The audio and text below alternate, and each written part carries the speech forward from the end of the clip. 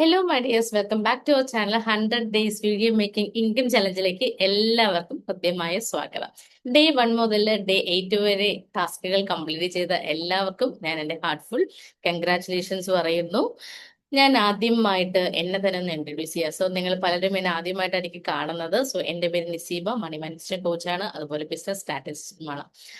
Day 9 ആണ് ആദ്യമായി കാണുന്നതെങ്കിൽ നിങ്ങൾ ഡേ 1 മുതൽ ഡേ 8 വരെയുള്ള ഓരോ ചലഞ്ചുകളും നമ്മുടെ ഡിസ്ക്രിപ്ഷനിൽ ലിങ്ക് കൊടുത്തിട്ടുണ്ട്. ആ ലിങ്കിൽ ക്ലിക്ക് ചെയ്തുകൊണ്ട് ആ ഒരു ചാനൽ കംപ്ലീറ്റ് അല്ലെങ്കിൽ ആ വീഡിയോസ് കംപ്ലീറ്റ് നിങ്ങൾ കാണാനായിട്ട് ശ്രമിക്കുക.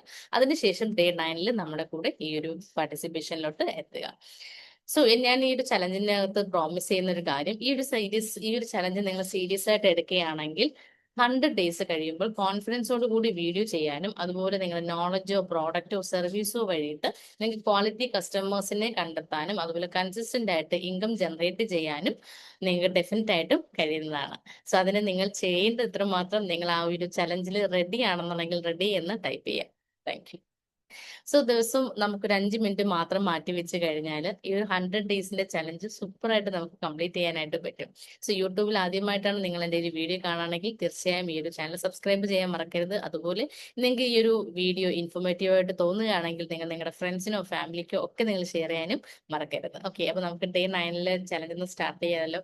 സാധാരണയായിട്ട് നമ്മൾ എല്ലാ കാര്യവും സ്റ്റാർട്ട് ചെയ്യാറുണ്ട്. എത്ര പേര് റെഡിയാണ് ഡേ 9? ഒക്കെ റെഡി. അപ്പൊ നമ്മൾ സാധാരണയായിട്ട് എല്ലാ കാര്യങ്ങളും നമ്മൾ സ്റ്റാർട്ട് ചെയ്യാറുണ്ട്. എന്നാൽ കുറച്ച് മുന്നോട്ട് പോകുമ്പോൾ നമുക്ക് എന്തോ ഒന്ന് പിടിച്ച് വലിച്ച് നമ്മളെ ബാക്കിലോട്ട് ഇരുത്തിയിട്ട് ഓക്കെ ഇത് വേണ്ട, നിന്നെ കൊണ്ട് പറ്റില്ല എന്ന് നമ്മുടെ ഒരു ഇന്നർ മൈൻഡ് വോയിസ് നമുക്ക് പറയാറുണ്ടല്ലേ.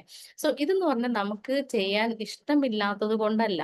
അവിടെ നമുക്ക് ചിലപ്പോൾ സമയം, അല്ലെങ്കിൽ നമുക്ക് പ്രോക്രാസ്റ്റിനേഷൻ, അല്ലെങ്കിൽ നമുക്ക് അതിന് എന്താണ് ഹാപ്പിനെസ് ഒന്നുമില്ല എന്നൊക്കെ നമ്മൾ തന്നെ പറയുന്ന എന്തൊക്കെയോ റീസൺസ് ആണ്. ഇതിന് നമ്മൾ പറയുന്ന ലീക്കേജ് എന്നാണ്. അതായത് നമുക്ക് കൺസിസ്റ്റൻസി ബ്രേക്ക് ആവുന്നത് ഒരു ലേസിനെസ് കൊണ്ടല്ല. നമ്മൾ മനസ്സിലാക്കാനുള്ള കാര്യം, ലേസിനെസ് അല്ല അതിന്റെ മെയിൻ ആയിട്ടുള്ള കാര്യം. നമുക്കൊരു ക്ലാരിറ്റി കുറവും അതുപോലെ തന്നെയാണ് ഒരു സിസ്റ്റം ഇല്ലാത്തത് കൊണ്ടുമാണ് ഈ ഒരു കൺസിസ്റ്റന്റ് ആയിട്ട് ഒരു കാര്യം നമുക്ക് ചെയ്യാൻ പറ്റാത്തത്. അങ്ങനെയാണെങ്കിൽ നമുക്ക് കൺസിസ്റ്റൻസിയെ നമ്മൾ ചെറുക്കുന്ന, അല്ലെങ്കിൽ കൺസിസ്റ്റൻസി ആയിട്ട് ഒരു കാര്യം ചെയ്യാൻ പറ്റുന്നുള്ള 5 മിത്തുകളെ കുറിച്ചിട്ട് നമുക്ക് നോക്കി അതിന്റെ ട്രൂത്ത് ആയിട്ടുള്ള വശങ്ങളെ പറ്റിയിട്ട് നോക്കിയാലോ? ഓക്കെ, റെഡി അല്ലേ? Okay, ready. Thank you.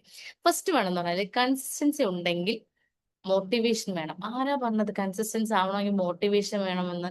അതായത് മോട്ടിവേഷൻ വരുന്നത് നമുക്ക് ബിഗിനേഴ്സിന് മാത്രമാണ് മോട്ടിവേഷൻ. അതായത് നമുക്ക് ആ ഒരു കാര്യം ചെയ്യാനുള്ള, നിങ്ങൾ ചെയ്യുക അത് ചെയ്യുക എന്ന് നമുക്കിനെ മോട്ടിവേറ്റ് ചെയ്യാനുള്ള ആ ഒരു ബിഗിനിങ് സ്റ്റേജിൽ മാത്രമേ ഉള്ളൂ.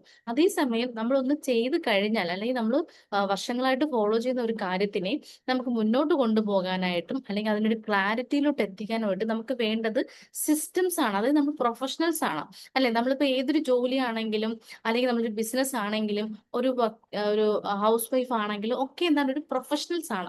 നമ്മളല്ലാതെ ചെയ്ത് ചെയ്ത് നമുക്ക് ഒരുപാട് എക്സ്പീരിയൻസ് ഉണ്ട്. അപ്പം എക്സ്പീരിയൻസ് ഉള്ള ഒരാൾക്ക് വേണ്ടത് എന്താണ്? ഒരു സിസ്റ്റം ആണ് വേണ്ടത്, അല്ലെ? നമ്മൾ രാവിലെ എണീറ്റ് ഓരോ കാര്യങ്ങളും നമ്മൾ ഡേ കറക്റ്റ് ആയിട്ട് ചെയ്യുന്നുണ്ടെങ്കിൽ അത് നമ്മൾ എന്താണ്, നമ്മൾ ഒരു സിസ്റ്റം ജനറേറ്റ് ചെയ്തിട്ടുണ്ട്. അല്ലാതെ നമ്മൾ ആരും ദിവസവും ഒന്ന് മോട്ടിവേറ്റ് ചെയ്യാറില്ല, നിങ്ങളത് ചെയ്യൂ നിങ്ങൾ ചെയ്യൂ, ഒരിക്കലും അല്ല. നമ്മൾ അവിടെ എന്താണ്, ഒരു ഇൻബിൽറ്റ് സിസ്റ്റം ബിൽഡ് ചെയ്യുന്നത്. അപ്പൊ നമുക്ക് കൺസിസ്റ്റന്റ് ആവണമെങ്കിൽ നമുക്ക് വേണ്ട എന്താണ്, മോട്ടിവേഷൻ അല്ല, നമുക്കൊരു സിസ്റ്റമാണ് വേണ്ടത്. ഓക്കെ, സോ മൂഡ് നോക്കി വർക്ക് ചെയ്യുന്നതിന് പകരം നമ്മളൊരു സിസ്റ്റം ഫോളോ ചെയ്യുക. ആ സിസ്റ്റം അനുസരിച്ച് നമുക്ക് ചെയ്യാനായിട്ട് സാധിക്കും. സോ എത്ര പേർക്കത് പുതിയൊരു കാര്യമായിട്ട് തോന്നി? ഓക്കെ, സോ രണ്ടാമത്തായിട്ട് ഡെയിലി വീഡിയോ എടുക്കാൻ ടൈം ഇല്ല.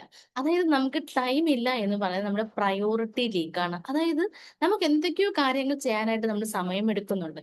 എന്നാൽ നമ്മളൊരു ആക്ഷനിലോട്ട്, അല്ലെങ്കിൽ ഒരു ആക്ടിവിറ്റി പുതിയതായിട്ട് ചെയ്യുന്ന സമയത്ത് നമുക്ക് അവിടെ പ്രയോറിറ്റി കൊടുത്തില്ല എന്നുണ്ടെങ്കിൽ നമുക്ക് ആ കാര്യം ചെയ്യാനായിട്ട് പറ്റില്ല. സോ പ്രയോറിറ്റി കൊടുക്കുക എന്ന് പറയുമ്പോൾ നമ്മൾ ഒരു ദിവസം ഫുള്ളായിട്ട് 1 മണിക്കൂറോ അല്ലെങ്കിൽ 2 മണിക്കൂറോ അല്ലെങ്കിൽ 24 മണിക്കൂറോ അല്ല നമ്മൾ പ്രയോറിറ്റി സെറ്റ് ചെയ്യേണ്ടത്. ആദ്യം കുറേശ്ശെയായിട്ട് നമ്മൾ എന്ത് ചെയ്യുക, പ്രയോറിറ്റി സെറ്റ് ചെയ്യാനായിട്ട് നോക്കുക. അപ്പോൾ നമ്മൾ സാധാരണയായിട്ട് പറയുന്നത് എന്താണ്, എനിക്ക് സമയമില്ല എന്ന് പറയുന്നിടത്ത് നമുക്ക് പ്രയോറിറ്റി ലീക്കാണ് നമ്മൾ മനസ്സിലാക്കുക.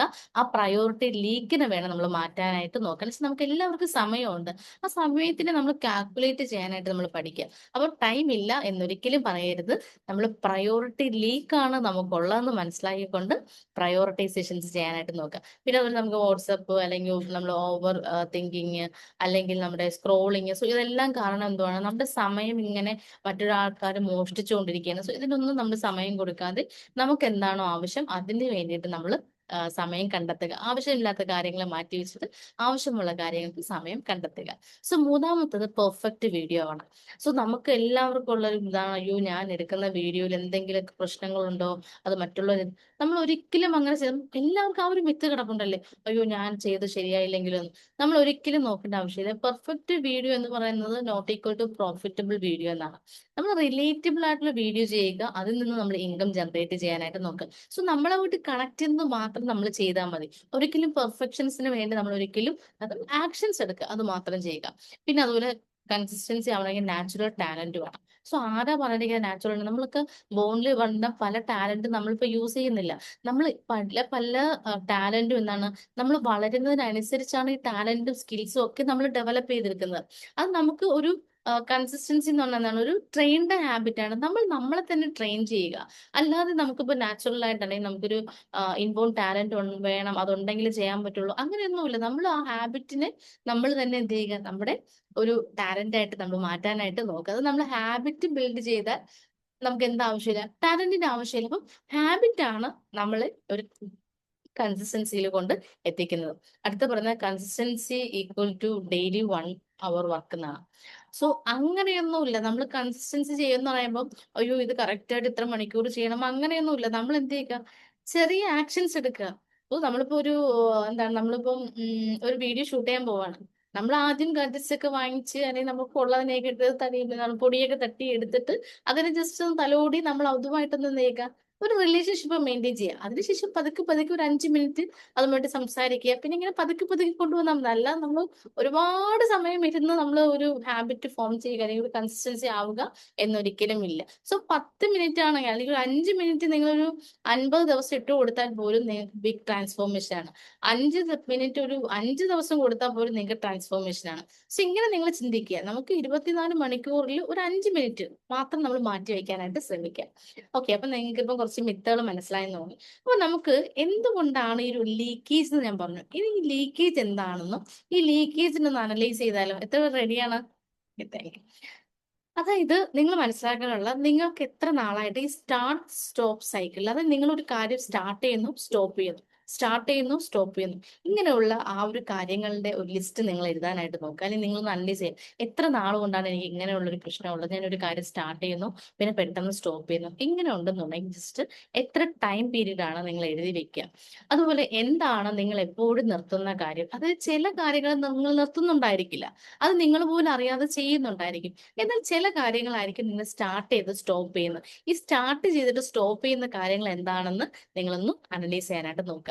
പിന്നെ ഇതുകൊണ്ട് നിങ്ങളുടെ ബിസിനസ്സിലോ അല്ലെങ്കിൽ നിങ്ങളുടെ ജോലിയിലോ നിങ്ങൾക്ക് എന്തുമാത്രം ലോസ് ആണ് വരുന്നത് നോക്കുക.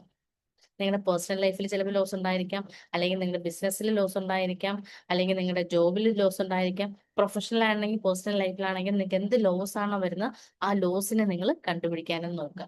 ഓക്കെ, അടുത്ത വരുന്നത് നിങ്ങൾക്ക് എനർജി എവിടെയാണ് ലീക്ക് ആവുന്നത്. അതായത് ഓവർ തിങ്ക് ചെയ്യുമ്പോഴാണോ, അതോ ഫാമിലി ഗിൽറ്റ് കാരണമാണോ, അതോ ഫിയർ ഓഫ് ജഡ്ജ്മെന്റ് ആണോ എന്നൊക്കെ നോക്കുക. നിങ്ങൾക്ക് എവിടെയാണ് എനർജി ലീക്ക് ആവുന്നത് എന്ന് നോക്കുക. ഏതെങ്കിലും ഒരു ചില കാര്യങ്ങൾ കൊണ്ടായിരിക്കും എനർജി ലീക്ക് ആവുന്നത്. ഈ ലീക്ക് ആവുന്ന കാര്യങ്ങൾ നിങ്ങൾ കണ്ടുപിടിക്കാനായിട്ട് ശ്രമിക്കുക. ദെൻ അത് കഴിയുമ്പോൾ നിങ്ങൾ അടുത്ത് ചെയ്യാനുള്ളത്, ഇങ്ങനെ നിങ്ങൾ കണ്ടിന്യൂ ചെയ്താൽ 6 മാസം കഴിയുമ്പോൾ നിങ്ങളുടെ ലൈഫ് എങ്ങനെയായിരിക്കുമെന്ന് നോക്കുക. അത് നിങ്ങൾക്ക് ഒരുപാട് കാര്യങ്ങൾ സ്റ്റാർട്ട് ചെയ്യുന്നു, സ്റ്റോപ്പ് ചെയ്യുന്നു, ഇത് കുറെ വർഷങ്ങളായിട്ട് ഉണ്ടെന്നുണ്ടെങ്കിൽ ഒരിക്കലും നിങ്ങൾക്ക് ഇതിൽ നിന്ന് റിക്കവർ ചെയ്യാനായിട്ട് പറ്റത്തില്ല. ഓക്കെ, അപ്പം ഇത്രയും നിങ്ങൾ കണ്ടുപിടിച്ചതിന് ശേഷം നിങ്ങൾ day 1 എഴുതിയ അഫർമേഷൻ എന്ത് ചെയ്യുക, എഴുതുക. അപ്പം നിങ്ങളുടെ നോട്ട്ബുക്കിൽ ഈ പറഞ്ഞ ക്വസ്റ്റ്യൻസ് ഒന്നും കൂടി വീഡിയോ പോസ് ചെയ്തിട്ട് കേൾക്കുക. എന്നിട്ട് നിങ്ങൾ നോട്ട് എടുക്കുക, day 9 എന്ന് പറഞ്ഞ് കൊടുക്കുക. എന്നിട്ട് എന്ത് ചെയ്യുക, നിങ്ങളുടെ കൺസിസ്റ്റൻസിന്റെ 5 മെത്തേഡ് എന്ന് പറഞ്ഞ ഹെഡിങ് കൊടുക്കുക. എന്നിട്ട് നിങ്ങൾ ഇത് എഴുതാനായിട്ട് നോക്കുക. ഇത്ര എഴുതിയതിനു ശേഷം നിങ്ങൾ അഫർമേഷൻ എഴുതുക. day 1 അഫർമേഷൻ ഉണ്ട്, വീഡിയോ പോസ്റ്റ് ചെയ്തിട്ട് day 1 അഫർമേഷൻ കാണുക. അതുപോലെ തന്നെയാണ് നിങ്ങൾക്ക് അടുത്ത് ചെയ്യാനുള്ള എന്താണ്, നിങ്ങൾ 3 പ്രാവശ്യം എന്ത് ചെയ്യുക, നെഞ്ചിൽ കൈവച്ചിട്ട് പറയാനായിട്ട് ശ്രമിക്കുക. അതായത് ഇത് ഞാൻ പറയുമ്പോൾ ഞാൻ ഒരു എക്സാമ്പിൾ പറയാം. എനിക്ക് പരിചയമുള്ള വ്യക്തി ഉണ്ടായിരുന്നു. അവർ സാധാരണയായിട്ട് എല്ലാ കാര്യങ്ങളും പെർഫെക്റ്റ് ആണ്. എന്നാൽ ചില കാര്യങ്ങൾ തുടങ്ങി കഴിഞ്ഞാൽ അവർക്ക് ചെയ്യാൻ പറ്റുന്നില്ല. അപ്പം അവർ രാവിലെ അവർ ഷെഡ്യൂൾ ഇങ്ങനെ രാവിലെ കുട്ടികളുടെ കാര്യം നോക്കുന്നു, അവരുടെ കാര്യം നോക്കുന്നു, ഹസ്ബൻഡിന്റെ കാര്യം നോക്കുന്നു, ഇതെല്ലാം ചെയ്യുന്നു. അതിനുശേഷം അവർ അവരുടെ വീട്ടില് വർക്കൊക്കെ കറക്റ്റായിട്ട് നോക്കുന്നു. രാത്രിയാവുമ്പം അത് ഭയങ്കര ടയേർഡാണ്. അതായത് അവർക്ക് സ്ക്രിപ്റ്റ് എഴുതാനോ അല്ലെങ്കിൽ അവരുടെ ആ ഒരു ബിസിനസ്സിനെ കുറച്ചും കൂടി അപ്സ്കിൽ ചെയ്യാൻ വേണ്ടി അവർക്ക് സമയമില്ല. അവർക്ക് വളരെയധികം ക്ഷീണവും കാര്യങ്ങളൊക്കെയാണ്. അപ്പം പുള്ളിക്കാരി അവിടെ എന്തുവാണ്, ഒരു ടയേർഡ് ആണ്. അതായത് അവർ അലൈൻഡ് അല്ല, പുതിയൊരു കാര്യം സ്റ്റാർട്ട് ചെയ്തു പക്ഷെ അതുമായിട്ട് അലൈൻഡ് അല്ലാത്തതുകൊണ്ട് പുള്ളിക്കാരി തന്നെ ഫുൾ ടൈം ബിസി ആയിട്ട് മാറുകയാണ് ചെയ്തത്. അതിനുശേഷം ഗ്രാജുവലി ഇത് എനിക്ക് ആവശ്യമാണെന്ന് തോന്നുകയും ഒരു 5 മിനിറ്റ് മാറ്റി വെക്കാനും തുടങ്ങി. അങ്ങനെ ഒരു മാസം 5 മിനിറ്റ് മാറ്റി കഴിഞ്ഞപ്പോൾ അവർ ഏൺ ചെയ്തുകൊണ്ടിരുന്ന 20,000 നിന്നുകൊണ്ട് അവർക്കത് 50,000 വരെ അവരുടെ ഇൻകം ജനറേറ്റ് ചെയ്യാനായിട്ട് സാധിച്ചു. സോ ഇതെന്ന് പറഞ്ഞാൽ ഇത് ഒരാളുടെ സ്റ്റോറി അല്ല, ഇതുപോലെ ഒരുപാട് ആളുകൾ ഈ ഒരു മേഖലയിൽ പ്രവർത്തിക്കുന്ന ഒരുപാട് പേരുണ്ട്. ഓക്കെ, സോ അപ്പൊ നമുക്ക് ഞാൻ ഒന്ന് അടുത്ത ഇപ്പൊ നിങ്ങൾക്ക് വീഡിയോ കൺസിസ്റ്റന്റ് ആവാനുള്ള ഒരു 5 സ്റ്റെപ്സും കൂടി പറഞ്ഞുതരാം. അപ്പൊ നിങ്ങൾക്ക് കുറച്ചും കൂടി എളുപ്പമായിരിക്കും. നിങ്ങൾ ഒരു 1 ലൈൻ ഡെയിലി ഗോൾ വെക്കുക. അതായത് നിങ്ങളിപ്പം ഒരു വീഡിയോ എടുക്കാനാണ് നമ്മൾ വീഡിയോ ചലഞ്ച് ചെയ്ത് നിങ്ങൾ വീഡിയോ എടുക്കാനാണ് പോകുന്നുണ്ടെങ്കിൽ ഒരു ഇംപെർഫെക്റ്റ് ആയിട്ടുള്ള വീഡിയോ എങ്കിലും നിങ്ങൾ എടുക്കുക, അല്ലെങ്കിൽ അതിന്റെ സ്ക്രിപ്റ്റ് എഴുതുക. അത്രയും മാത്രം നിങ്ങളൊരു ഗോളായിട്ട് വെക്കുക. ഓക്കെ, ഡെയിലി ഗോൾസ് നമ്മൾ വെക്കാനായിട്ട് നോക്കുക. പിന്നെ അതുപോലെ ഫിക്സഡ് സ്ലോട്ട് റോൾ വെക്കുക. അതായത് നിങ്ങളിപ്പോ ഒരു സമയം കൊടുക്കുക, 7 മണി 8 മണി എന്ന് പറഞ്ഞ സമയം കൊടുക്കുക, അല്ലെങ്കിൽ 2 സമയം കൊടുക്കുക. ഇപ്പൊ രാവിലെ പറ്റില്ല തന്നെ ഉച്ചയ്ക്കോ അല്ലെങ്കിൽ രാത്രിയോ എന്ന് പറയുന്ന ഒരു ടൈം ഷെഡ്യൂൾ കൊടുക്കുക.